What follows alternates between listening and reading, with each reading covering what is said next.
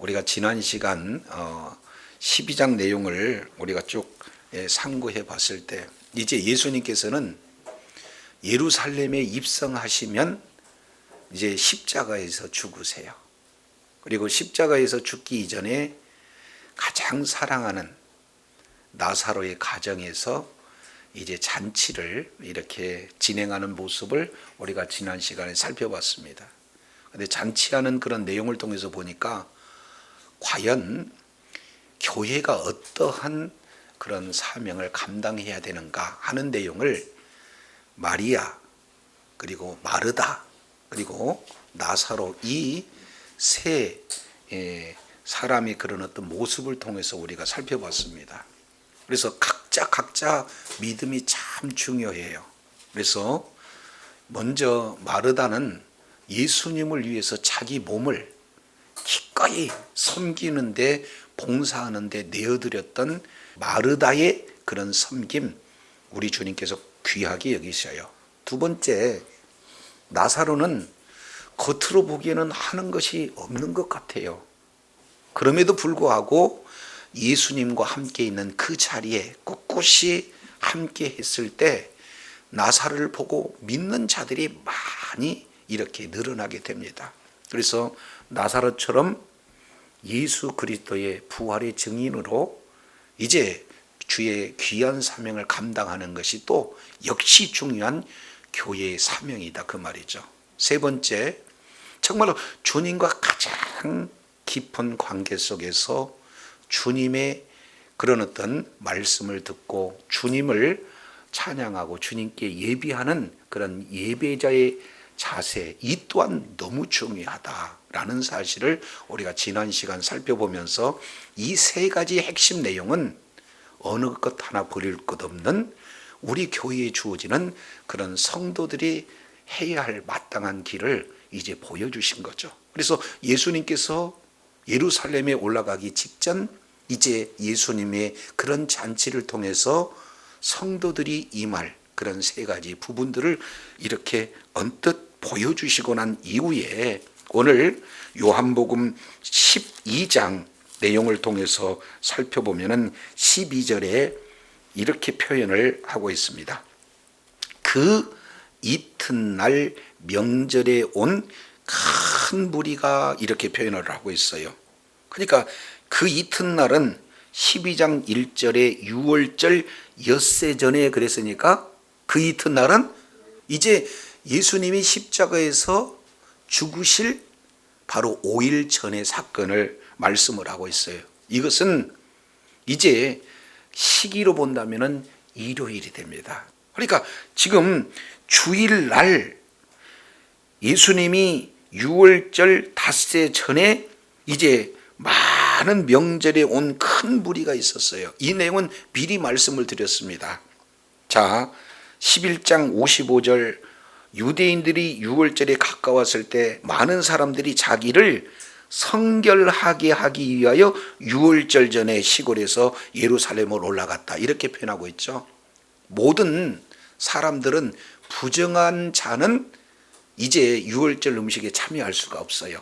화목제물에 참여할 수가 없어요. 그렇기 때문에 미리 성결케 하기 위해서 많은 자들은 최소한 엿새 전에 그리고 일주일 전에 모두들 다 예루살렘에 올라오는 그런 모습들을 보게 됩니다. 그러니까 여기에 많은 무리들이 있었다 이렇게 표현하고 있습니다. 역사가 요세푸스는 약 270만 명 정도 모였다. 뭐 정확하지는 모르겠으나 좀 과장된 편인 듯해요.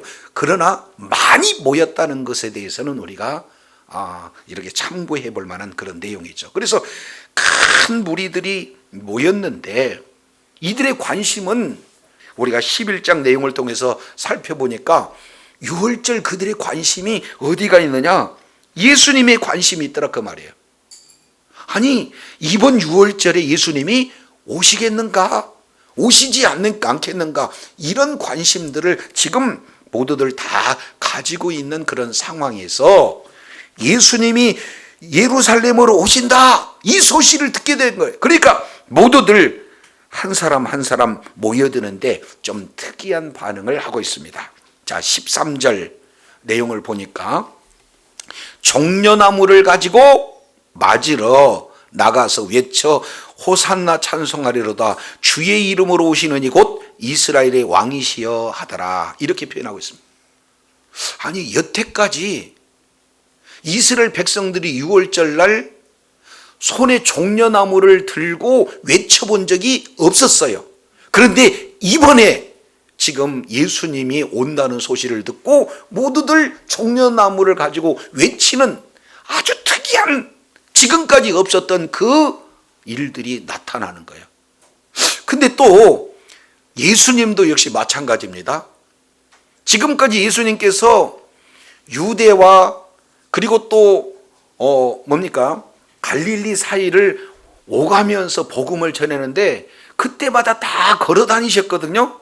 근데 하필이면 이때만큼은 예루살렘에 입성할 때, 지금 한두 번 입성한 거 아니잖아요.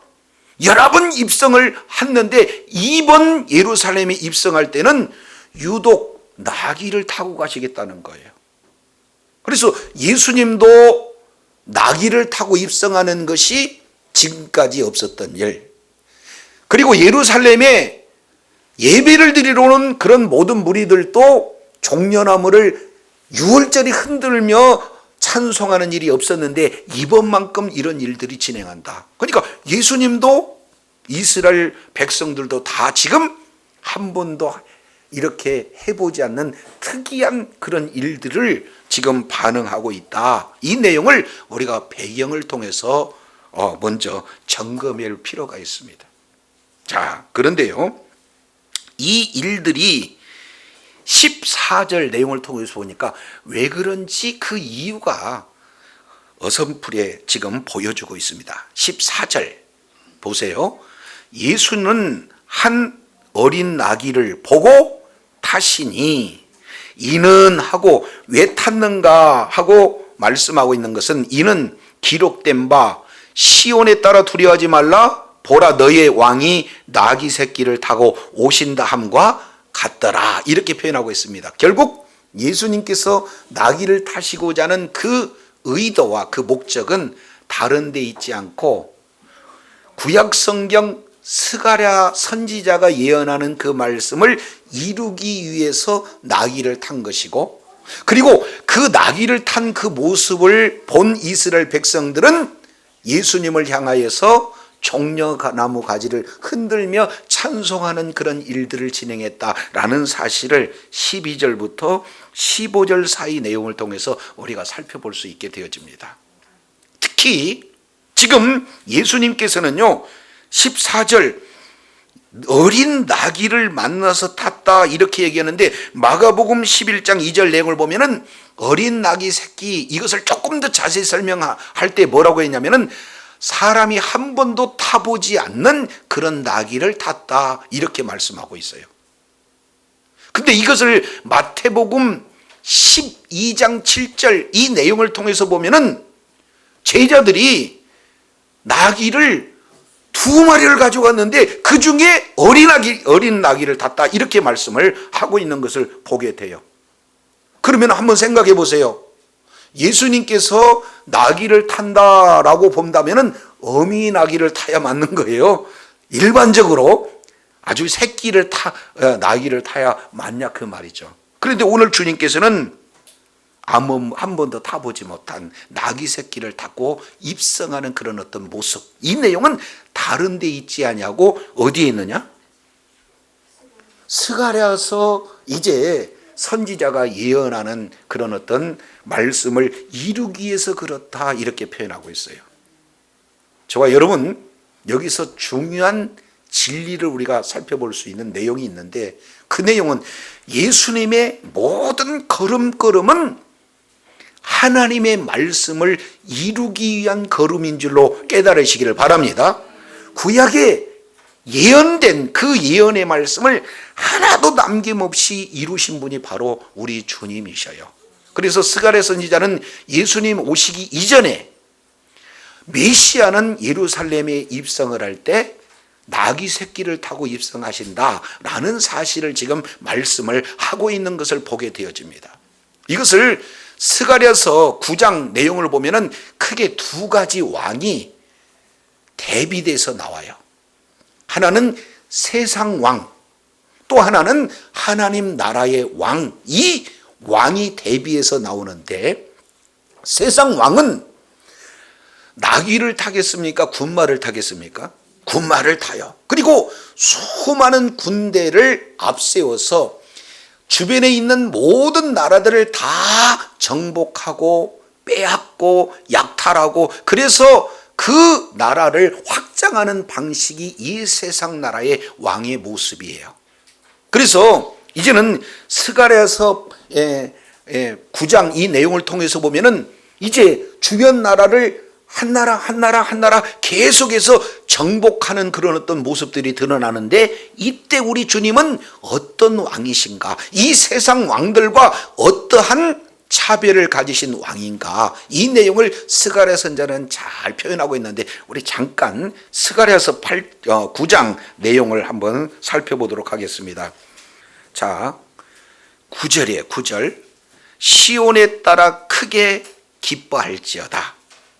예루살렘에 따라 즐거이 부를지어다. 보라, 내 왕이 내게 뭐한다?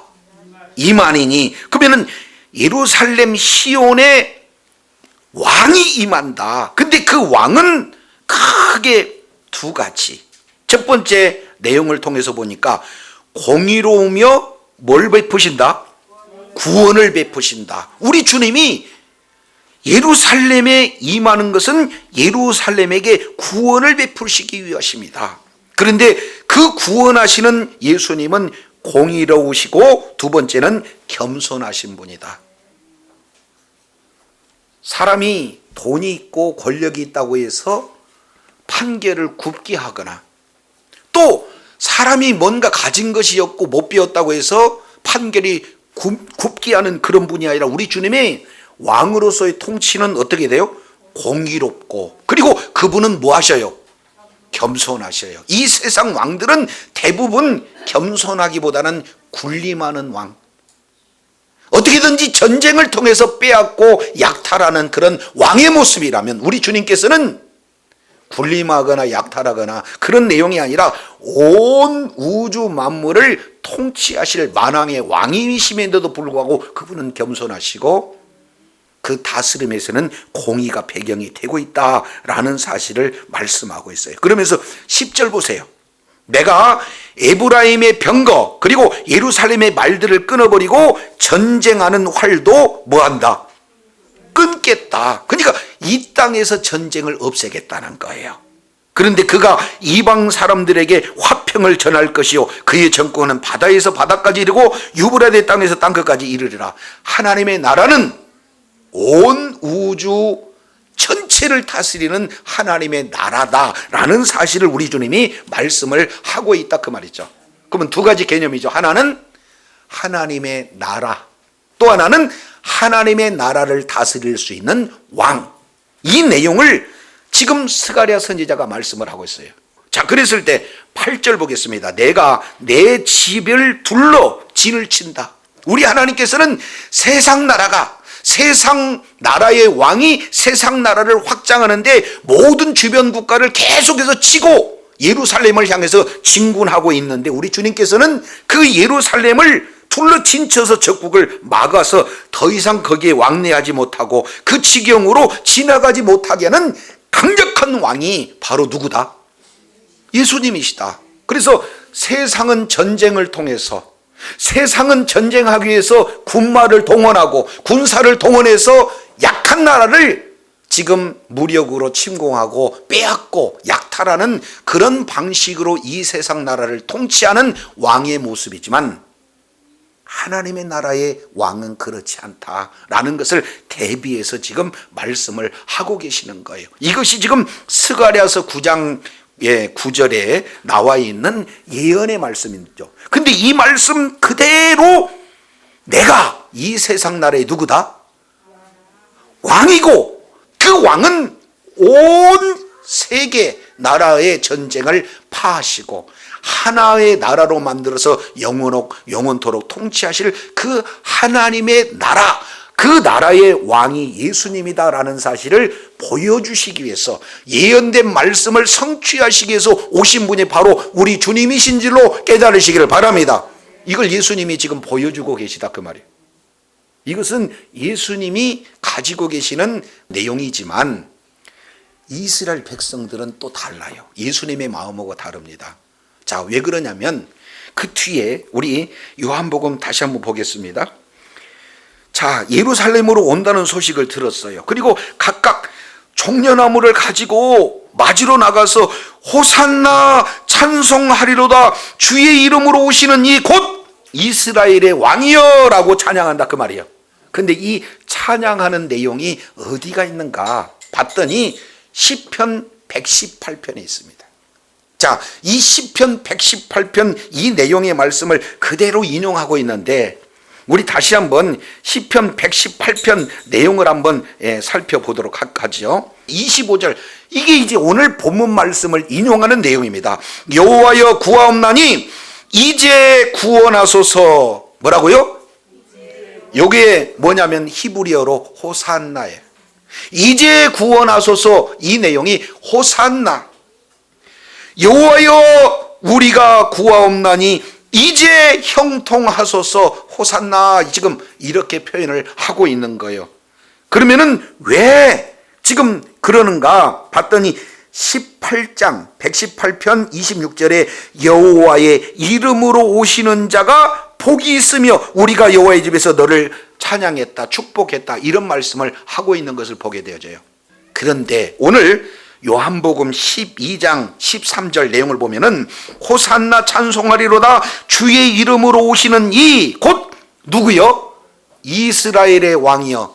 여기에 시편 118편에 없었던 내용을 첨가하고 있는 내용이 뭐가 되는 거죠? 이스라엘 왕. 그러니까 그들의 마음이 지금 어디에 있다는 것을 그대로 보여주고 있다 그 말이죠. 시편 118편에서는 호산나 찬송하리로다, 주의 이름으로 오시는 이여, 여기까지는 말씀을 했다 그 말이에요. 근데 이스라엘 왕이라고는 표현을 안 했어요. 왜 그래요? 스가랴 선지자의 내용을 보니까 우리 주님은 이스라엘에 국한된 왕입니까? 온 우주 만물의 바로 주인이신 만왕의 왕이십니까? 근데 지금 이들이 찬송하고 있는 것은 자기들의 왕으로 지금 호산나 찬송하리로다 이렇게 찬송하고 있는 것을 보게 돼요. 이것은 뭘 의미하느냐? 정치적 메시아로 그들은 인식하고 있다 그 말이에요. 예수님은 이제 구약성경 전체 내용을 통해서 보면은 하나님의 나라를 이 땅에 세우러 오셨고, 그리고 하나님의 나라를 이제 계속해서 세우시며 하나님의 나라의 복음을 증거했던 분이 바로 우리 주님이세요. 근데 이스라엘 백성들은 그것을 곡해해 가지고 어떻게 돼요? 이스라엘 나라, 이스라엘 왕으로만 곡해 해석을 해서 예수님을 이제는 정치적인 메시아로만 편견을 가진 그들의 모습을 그대로 적나라하게 지금 보여주고 있다 그 말이죠. 조금 더 한 말씀만 더 드린다면, 사도행전 이 내용을 통해서 보면은요, 시작도 하나님의 나라요, 그리고 과정도 하나님의 나라요, 끝도 하나님의 나라에 대한 내용을 우리 주님이 말씀하고 있어요. 자, 그 내용을 보면은 예수님의 사복음서를 통해서 무엇의 복음을 전했냐면 하나님 나라의 복음을 전했습니다. 마태복음 3장 2절 내용을 보면은 세례 요한이 회개하라, 천국이 가까이 왔다. 그 얘기는 하나님의 나라가 가까이 왔다는 거예요. 그 말씀을 들었던 예수님은 이제 마태복음 4장 17절 내용을 보니까 똑같이 회개하라, 천국이 가까웠다. 다른 말로 하나님의 나라가 가까웠다. 우리 주님의 그 복음의 시작의 내용이 뭡니까? 하나님 나라, 천국 복음을 증거하셨어요. 그런데 예수님께서 사복음서에서 그분이 하나님의 나라이고 또 동시에 하나님의 나라를 많은 자들에게 선포하고 하나님의 나라를 보여주는 그런 어떤 사역을 진행하면서 마태복음 28장 17절 이하 이제 산에 오르서 이제 하늘과 땅의 권세가 이미 나에게 주어졌다. 그러니까 온 우주가 이제 예수님에게 주어지는 그런 내용 아니겠습니까? 그러면서 복음을 증거하는 그런 말씀을 다 했다 그 말이죠. 이것을 사도행전 1장 3절에 이 지상에서 예수님이 십자가에서 죽으시고 지상에서 41년 동안 딱 한 가지만 선포하는데 하나님의 나라를 우리 주님이 가르쳐 주셨다는 사실을 기억하시기 바랍니다. 그러니까 하나님의 나라에 대해서 올곧게 하나님의 나라에 대해서 유독 반복해서 강조해서 가르쳐 줬어요. 그러면 공생애 3년 6개월 동안 하나님의 나라이신 예수님이 하나님의 나라의 복음을 증거하면서 하나님의 나라를 보여주면서 하나님의 나라를 가르쳐 주시고 죽으신 이후에 부활하시고 40일 동안 이 지상에서 하나님의 나라에 대해서만 집중적으로 말씀을 했다면 이스라엘 백성들의 관심은 어디가 있어야 맞습니까? 그런데 이제 내가 간다 이렇게 얘기하니까 사도행전 1장 6절 내용을 보니까 예수님 이스라엘 나라의 회복이 어느 때쯤이 되어집니까? 라고 또 그들의 관심은 어디에 두고 있어요? 이스라엘 나라에 관심을 두고 있어요. 이것이 사람의 한계고 이스라엘의 한계고 저와 여러분의 한계입니다. 아무리 저와 여러분이 하나님의 말씀을 통해서 하나님의 나라에 대한 가르침을 들은다 할지라도 저와 여러분의 오직 관심은 뭐 어디가 있어요? 조금 말은 하나님 나라 얘기하는데 조금 들어가면은 왜 우리 집이 이 모양이에요? 우리 새끼가 왜 그래요? 그러니까 이 땅에 관심을 가지고 있는 모습들이 한결같은 우리들의 모습이거든요. 자, 두 번째, 이제 성경 전체의 내용을 우리가 살펴보게 되면은 우리 예수님의 관심은 어디가 있어요? 이 세상 나라예요? 하나님의 나라예요? 하나님 나라에 관심이 있다 그 말이죠. 그런데 이 하나님 나라의 왕이 누구냐 이 부분에 대해서 오늘 주님께서 정확하게 보여주신 사건이 어디가 되어지는 거예요? 지금 낙이 타고 입성하는 세상 나라의 왕과 전혀 대비되는 온유하시고 그리고 정의로 통치하시는 그 하나님 나라에서 왕이 바로 예수님이다라는 사실을 정확하게 지금 선언하고 계시는 장이 오늘 요한복음 12장 이 내용에 있음을 깨달으시길 바랍니다. 자, 그래서 이제 입성하는데 이 입성의 내용은요 한마디로 본다면은 어떤 내용이냐 바로 예수님께서 천국을 입성하는데 왕으로 등극하시는 그런 장면, 승리의 입성 이 내용을 우리 주님이 말씀을 하고 계세요. 자, 이 내용은요 매우 중요합니다. 자, 지금 여기에 보니까 12절 잘 보세요. 12절 명절에 큰 무리가 이제 예수님께 가까이 나와서 손에 뭘 가졌어요? 종려나무를 가졌어요. 그리고 외치면서 얘기했습니다. 호산나 뭐하리로다? 찬송하리로다. 근데 이 내용 머릿속에 기억하시고 자 요한계시록 7장 내용을 보면은 이것과 똑같은 짝이 되어지는 내용이 소개가 되고 있습니다. 그곳이 어디냐? 요한계시록 7장 내용이 있어요. 자 7장 9절에 보니까 14만 4천인이 하나님 앞에 이제 구원을 받고 그리고 7장 9절에 보니까 2일 후에 내가 보니 각 나라와 족속과 백성과 방언에서 아무라도 능히 셀 수 없는 큰 무리가 흰 옷을 입고 손에 종려나무를 들고 보좌 앞과 어린 양 앞에 서서 큰 소리로 외쳐 이르되 구원하심이 보좌에 앉으신 우리 하나님과 어린 양에 있거다. 지금 찬양하고 있는 내용을 통해서 봅니다. 이 내용을 이제 병행으로 한번 살펴봅니다. 자, 이제 앞에 화면을 잠깐 보세요. 이 내용을 보면은 자, 명절에 올라온 무슨 무리? 큰 무리. 근데 요한계시록에는 아무도 능히 셀 수 없는 무슨 무리? 큰 무리. 그러니까 큰 무리가 같은 짝을 이루고 있어요. 그리고 요한복음에는 나와 있지 않지만 마가복음 또 누가복음 그리고 마태복음에는 그 옷을 나귀 위에 뭐 하는 거예요? 네. 그렇죠. 그러니까 흰 옷 입은 자들이 계시록에는 이렇게 소개가 돼요. 그러니까 모두들 다 옷과 연관이 되어 있다는 것을 말씀하고 있습니다.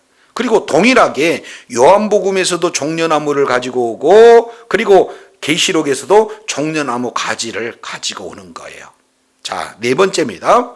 모두들 다 예수님 앞을 나갑니다. 예수님을 맞으러 나가요. 그리고 요한계시록에서는 어린 양 앞에 지금 모여 찬송하고 있어요. 그때 요한복음에서는 외치되 이렇게 표현하고 있어요. 계시록에는 큰 소리로 외쳐 이렇게 표현을 하고 있고, 그리고 찬송하리로다 이스라엘의 왕이여 이렇게 노래하고 있는 거나, 구원하심이 보좌에 앉으신 어린 양에게 있고다 하고 똑같이 뭐 하고 있어요? 찬양하고 있어요. 이것은 예루살렘을 예수님이 지금 입성하시지만 요 그림은 요한계시록 보니까 천국을 입성하고 있는 내용이죠. 그러면 진짜 하나님 나라의 왕이 누구시냐?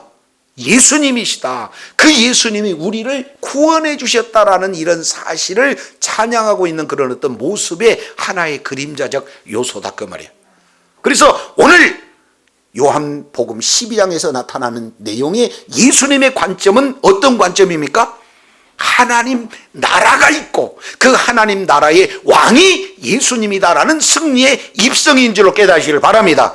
그러나 이스라엘 백성들은 그런 예수님의 뜻을 다 받아들이지 못하고 이스라엘의 왕으로만, 정치적인 메시아로만 받아들이는 그런 어리석은 모습들이 그대로 나타나게 있는 것을 보게 됩니다.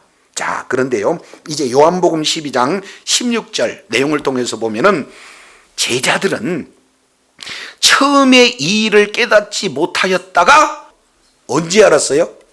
주님께서 영광을 받으신 후에야 두 가지 알았어요. 아니, 왜 사람들이 이렇게 많이 몰려와서 찬송하지? 이 내용과 두 번째, 아니 이 부분이 스가랴서에 있는 이 내용이 예수님이구나, 예수님에 대한 내용이구나, 이 일을 나중에서 알았다 그 말이죠.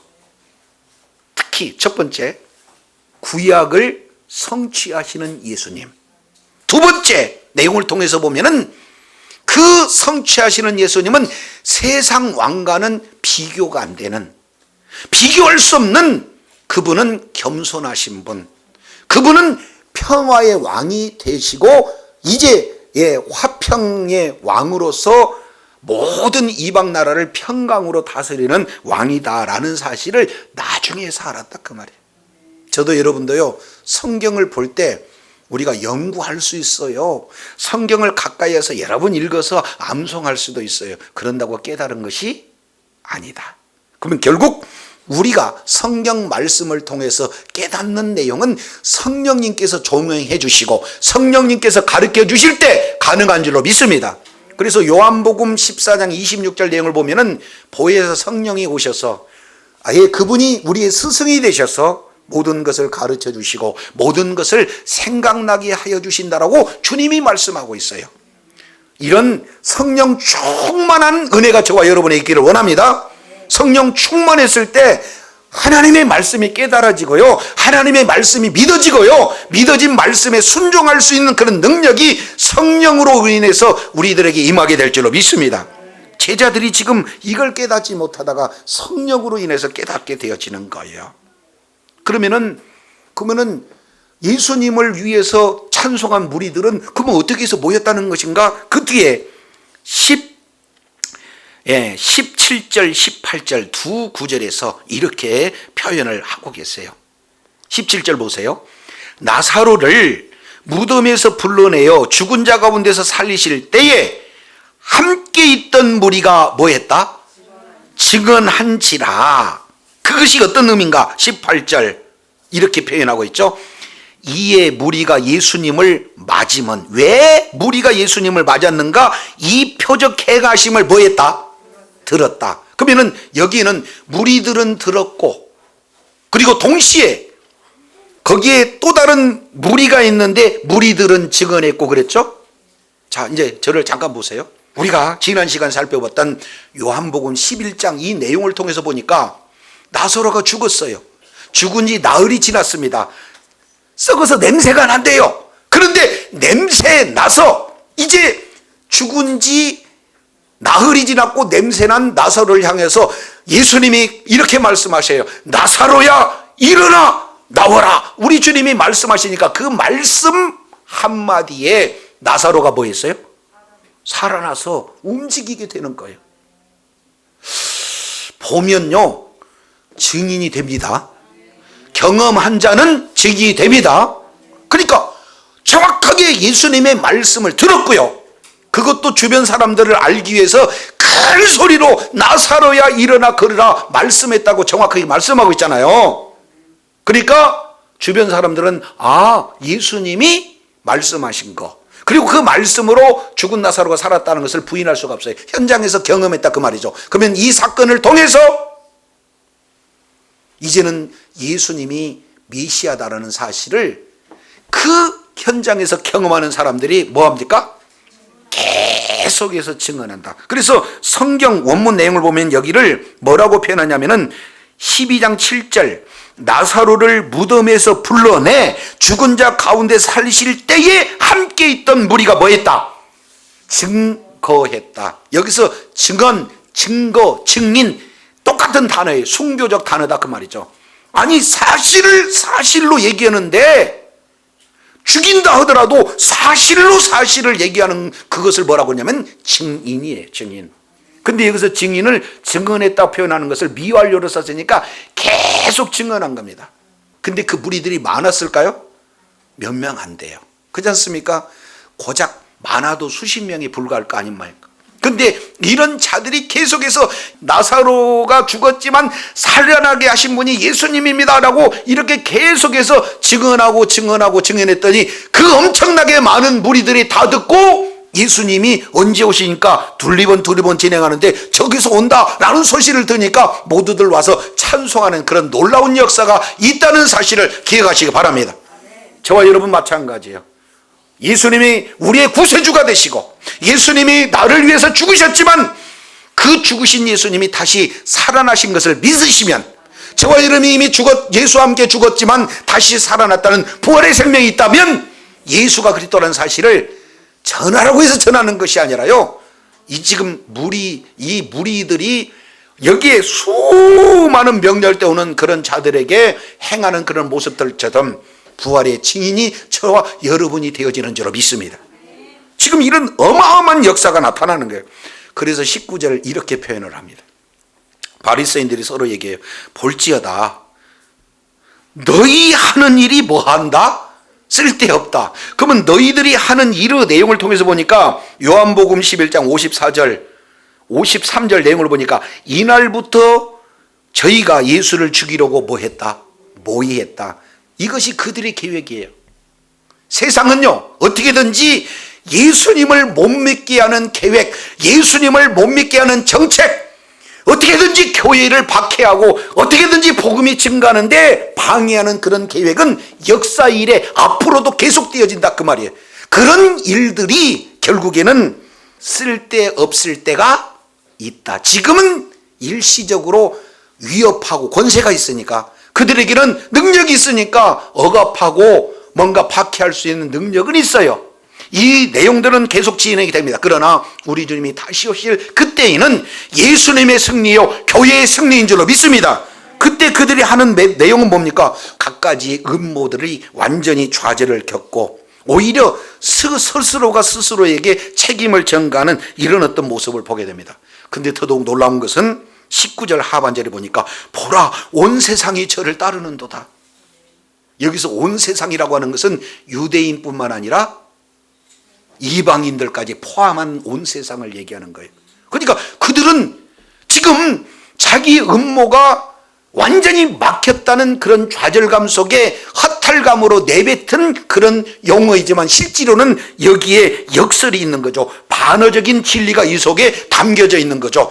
예수님을 온 세상에 따르는 그런 놀라운 역사는 그들의 푸념 속에서, 그들의 좌절 속에서 얘기하는 내용 그대로 이루어지는 줄로 깨달으시길 바랍니다. 예수님은 온 세상의 왕이세요. 온 우주 만물의 통치자가 우리 주님이신 줄로 믿습니다. 하나님의 나라는 임했습니다. 그 하나님의 나라의 왕이, 만왕의 왕이 예수 그리스도인 줄로 믿습니다. 저와 여러분의 만왕의 왕이 우리 주님인 줄로 깨달으시면 아멘. 우리 가정에서도 주인이 누구세요? 누구가 왕이세요? 예수님이 우리의 왕이라면 있는 그곳에서 주의 말씀에 순종하는, 그 말씀의 통치를 받는 그런 복된 자리에 있을 때에 바로 하나님의 나라가 임하고 하나님 나라의 왕이 바로 예수님이다라는 사실을 믿음으로 고백하고 그분의 통치 가운데, 그분의 보호 가운데 있는 그런 복된 자의 삶이 되어지는 줄로 믿습니다. 주님 오시는 그날까지 이제 만왕의 왕이신 예수님께서 이제 하나님의 나라를 선포하시고 하나님의 나라를 이 땅에 임하시고 이 땅에 하나님의 나라를 확장하신 분이 바로 주님이신 줄로 믿습니다. 그 주님께서 우리의 왕이 되어주신 줄로 믿습니다. 이런 사실을 알고 있는 모든 믿음을 가진 자들은 오늘 약속의 말씀을 그대로 믿고 그 말씀이 이루어져야 하는 예수님의 그런 믿음과 동일하게 이제 말씀에 기초한 놀라운 은혜 가운데 거해야 될 줄로 믿습니다. 근데 반면에 예수님을 오해하고 예수님을 이 땅에 그리고 우리들의 예수님으로만 잘못 이해하게 되어지면은 표적을 따라가요. 그리고 이들은 나중에 결국은 어떻게 됩니까? 예수님을 십자가에 못 박으소서라고 오히려 예수님을 죽이는 데 앞장서는 무리로 되어집니다. 표적을 따라가는 어리석은 하나의 결과가 되어지는 거죠. 그래서 정말로 저와 여러분은 이제는 표적도 사실은 중요해요. 그러나 그 표적의 가장 본질이 하나님의 말씀을 이름으로 나타나는 하나의 사건이요. 그리고 그 표적은 말씀을 이루는 하나의 증거일 뿐, 수단일 뿐, 목적이 될 수가 없다는 사실이에요. 그래서 주님 오실 때까지 약속의 말씀을 굳건히 믿는 믿음으로 그 약속의 말씀이 이루어지는 날마다 그 증거를 가지고 예수 그리스도를 증언함으로 주님 오실 때 호산나 주님을 찬송하리로다 마음껏 주님을 찬양하며 주님 앞에 영광 돌리는 주의 사랑하는 자녀들이 다 되시기를 예수 이름으로 축원합니다. 기도하겠습니다.